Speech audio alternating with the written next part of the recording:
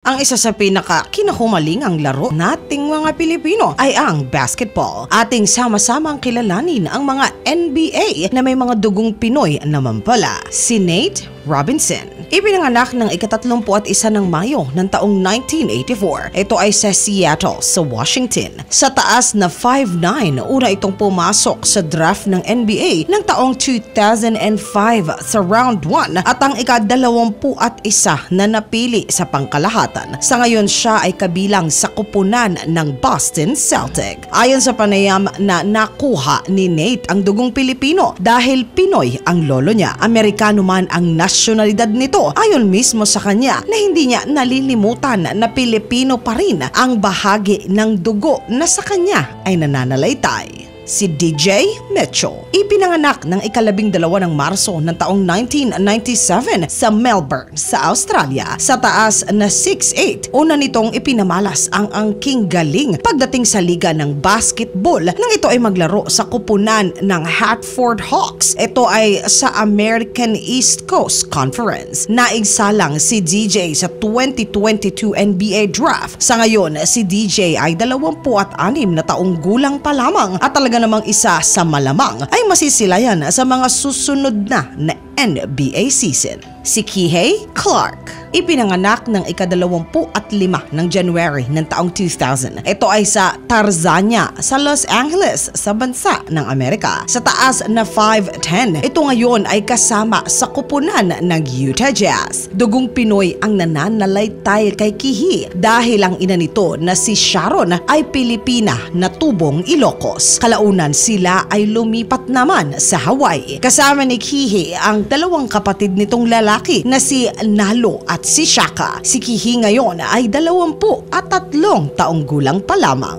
Si Kamaka Heba. Ipinanganak ng ika-27 ng January ng taong 2000. Ito ay sa Itguavik sa Alaska. Ito pa rin ay sa bansa ng Amerika. Pilipino itong si Kamaka dahil ang ama nito na si Ronald Hepa ay Pilipino-Hawaiian. Sa taas na 6'10", si Kamaka ay nabibilang sa kupunan ng New Orleans Pelicans at maglalaro naman sa NBA sa 2023 Summer League. Si Jared Lucas. Ipinanganak itong si Jared Lucas ng ika-7 ng Disyembre ng taong 1999. Ito ay sa Whittier, California, sa bansa pa rin ng Amerika. Ang ina nito ay Filipina, samantalang Amerikano naman ang kanyang ama. Ang ama nito ay isang guro at coach sa kupunan ng basketball sa kanilang eskwelahan. Sa taas na 6'4", kasama si Jared sa draft ng 2024 NBA season na ngayon ay ace player ng estado ng Nevada kung saan pagtatapusin muna siya ng kolehiyo niya.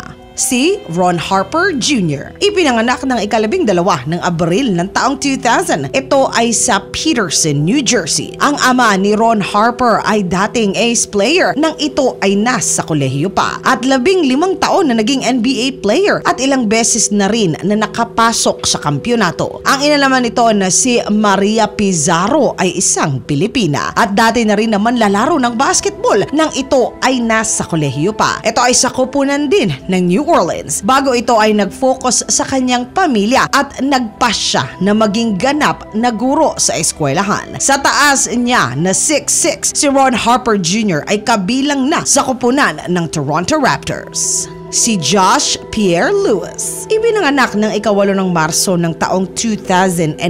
Pinaghalo-halo ang pinanggalingan ugat ng manlalarong ito. Ang kanyang ina ay may dugong Pilipino na nakuha naman sa kanyang Pilipina na lola. Ngunit dahil wala itong passport ng Pilipinas ay hindi ito natuloy sa pagre-representa sa Gilas, Pilipinas. Sa taas na 6'4", kabilang na si Josh Pierre Lewis sa NBA Draft sa paparating na 2024 NBA Draft pagkatapos nito sa kanyang high school. Si Raymond Townsend. Ipinanganak ng ika-20 ng Disyembre ng taong 1955 sa San Jose sa California sa bansa ng Amerika. Ang dugong nananalaytay sa batikang manlalarong ito ay kalahating Pilipino dahil ang kanyang ina na si Virginia Marela ay tubong Balayan sa Batangas. Samantalang ang ama naman nito na si Raymond Sr. ay isa namang Amerikano. Sa taas na 6'3", naglaro ito sa kupunan ng Golden State Warriors at maging ranking ng Indiana Pacers. Nagsimula itong maglaro sa liga nang mapili ito sa 1978 draft bilang ang ika-22